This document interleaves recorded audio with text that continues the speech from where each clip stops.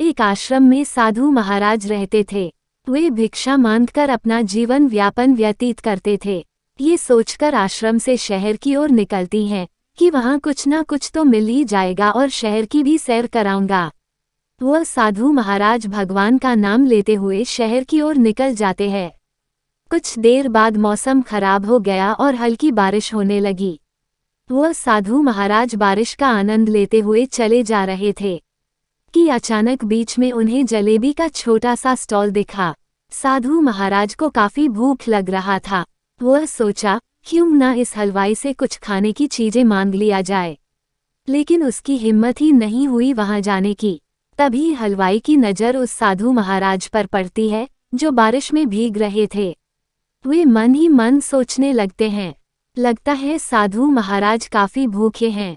तभी हलवाई साधु महाराज को अपने पास बुला लेते हैं और साधु महाराज को भरपेट भोजन देते हैं।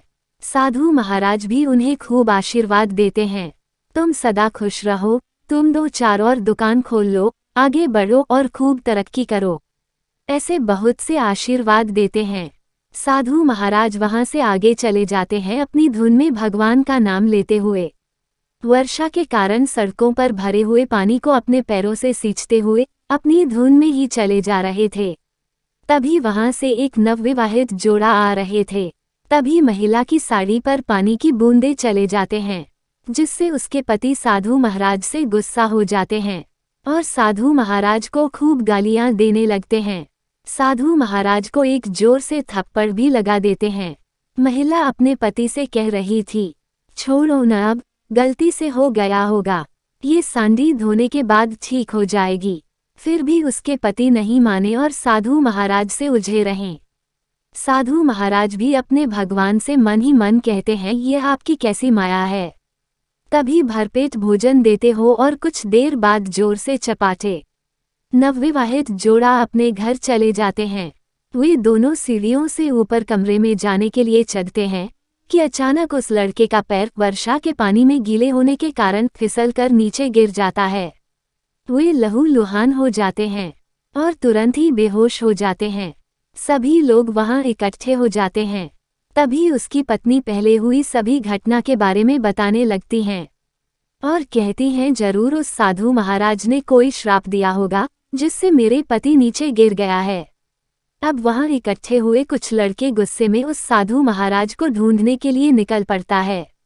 जैसे ही वे सभी लड़के साधु महाराज को देखते हैं, उसे मारने लगते हैं। साधु महाराज पूछते हैं, मुझे क्यों मार रहे हो भाई? फिर उन लड़कों ने सारी बात बताते हैं और कहते हैं, जरूर तुमने मेरे मित्र को श्राप दिया होगा जिससे वे सीढ़ियों से ऊपर चढ़ते वक्त नीचे गिर गया। तब साधु महाराज उन लड़कों से कहते हैं, देखो इसमें मेरा कोई गलती नहीं है, मुझसे गलती से उसकी पत्नी की साड़ी पर पानी के छींटे चला गया था, जिससे उसके पति ने मुझे खूब डांटा, एक चपट भी लगाई। मैंने कुछ भी नहीं किया, उन्हें श्राप भी नहीं दिया। उन्होंने ये सब अपने साथी पत्नी के लिए किया। वैसे ही मेरे साथ गलत होते देख मेरे साथी मेरे भगवान चुप कैसे बैठ सकते थे?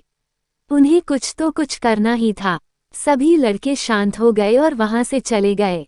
साधु महाराज भी अपने भगवान का नाम लेते हुए उनका गुणगान करते हुए आगे की ओर चला गया।